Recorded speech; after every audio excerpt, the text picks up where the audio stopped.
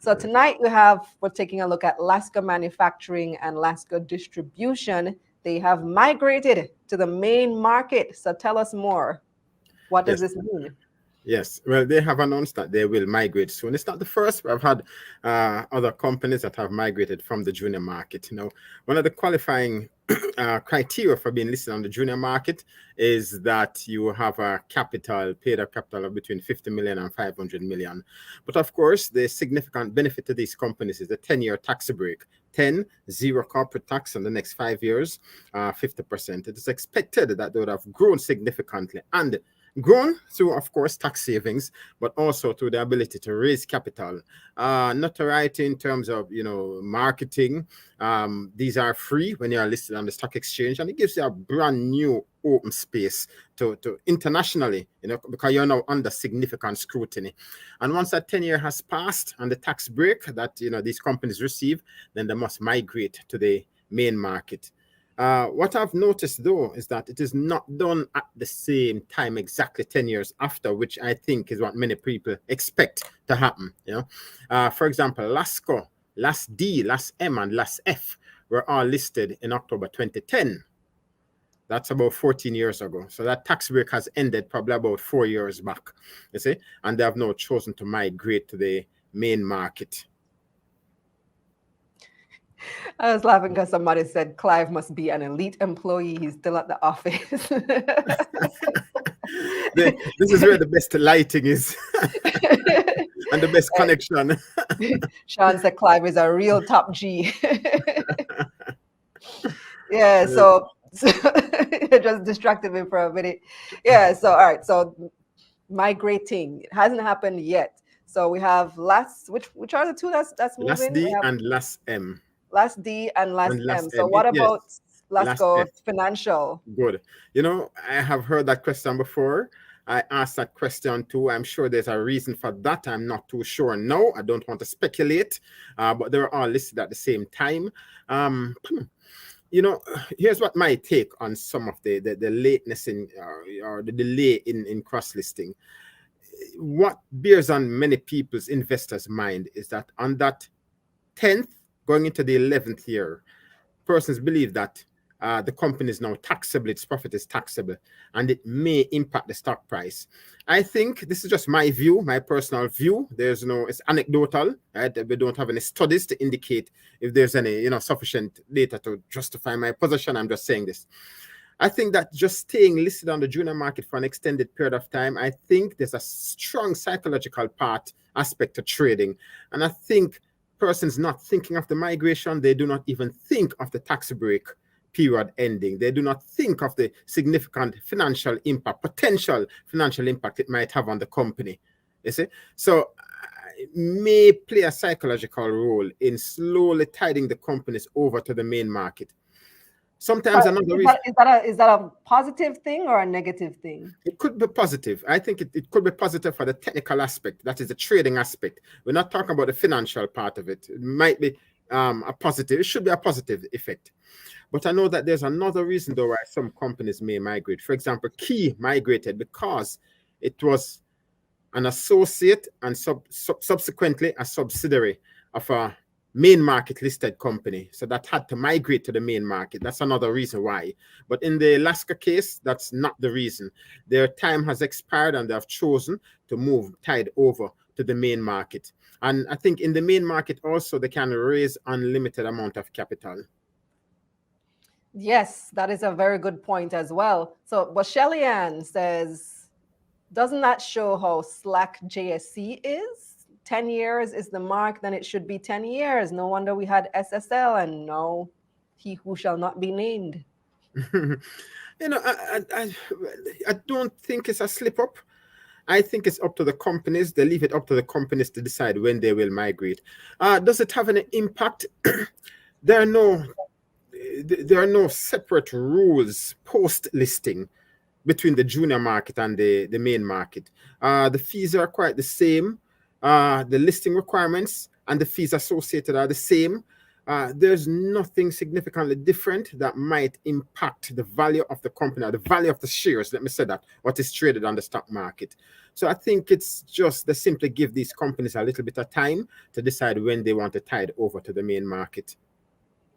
So, all right. So of the three Lascos, Las D, Las M, Las F, which one is the biggest one? Las D, I believe it's trading at about, Las M, well, in terms of trading price, Las M at about $5. And Las D, I'm looking at some statistics, Las D is trading at about $4. And the total number of shares outstanding, let me have a quick look at this. I'd have to pull these up right here. I have a document in front of me, so I'm looking at them now. The total number of shares, Las D has about 3 billion shares outstanding. Las D, that's about $4 times 3.5 billion. That's about $13-14 billion in value. That's a Las D. Las M.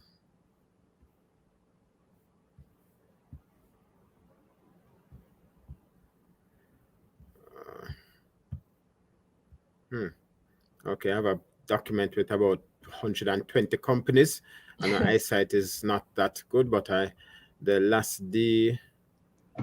Okay, Lasco Manufacturing, sorry about that, has about 4 billion shares outstanding, valued at roughly $5. That's about $20 billion. Right? And Las F, we know, is the smaller, the smallest of the three. Right? So certainly it is Las M with 4 billion shares times a price of about $4, $5, and Las D times a price of about 3.5 billion shares times a price of about $4. Okay. So yeah, so we say Las M is a larger company. Garvin is making the point that Las F, it's because their share capital is still below the 500 million for the junior market, which is why they haven't or aren't migrating along with the other two. So they, as you mentioned, they are the smallest of the three. Yes, exactly. And then Sean has a question, well, a comment, but I guess we want your opinion on it. He says, I don't understand why Las D is trading for over 12 years now, yet their dividend yield is barely over 2.5%. The company is making billions in profit, yet nothing. Well, I could only speculate, but usually that's a decision for the board to decide. I'm sure that there's a strong fundamental reason, meaning a financial reason, why they have decided not to. But what I can perhaps speculate, not even speculate, there's some fundamental reasons that I think holds for every company. In this high interest rate environment, in this tight environment where there's not much liquidity, people are not so interested in the market, you don't want to hold on to as much cash or capital as you can. So many companies have kind of tightened. Some have increased dividend payout, but some companies have strategically managing that, especially at this time. Okay. And that more than likely is a reason. All right, let's move on to our other topic, which is tropical battery. Apparently, we've heard the grapevine says that they're planning an additional public offering in June. Do you have any more information, anything else you can share? Okay, well, first we can public offering. Why a public offering? It's to raise additional capital. How much we don't know as yet. Usually they might, it can be done different ways. It could be a general APO, as they have indicated, where they simply put shares to the market and the market can buy up any amount they want. Some companies may choose to have a bonus stock issue or, some rights issue or something of that sort. Well, they've indicated an APO. So I think they want to raise unlimited amount of capital. They have not yet indicated that detail.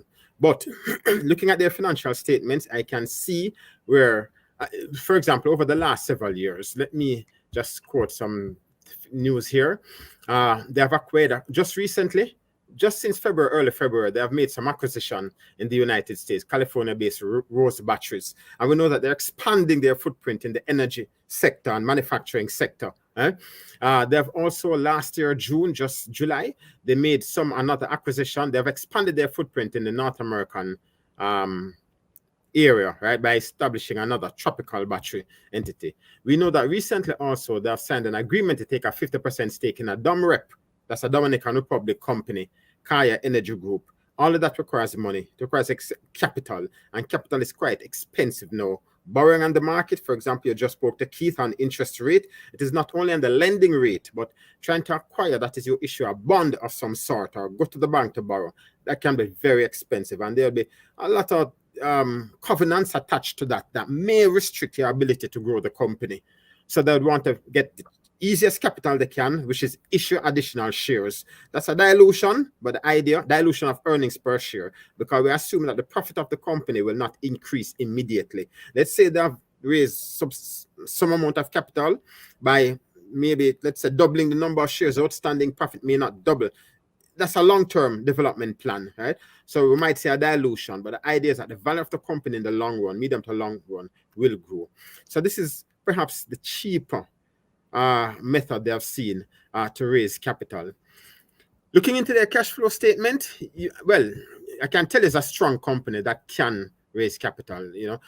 Their shareholders' equity is quite solid, right? At 1 billion, the total number of shares outstanding is about 1.3 billion shares. That's probably about book value of just under $1. So that is quite cheap when you're trading at or below, or even somewhere near, even slightly above book value. That's a quite cheap stock, right?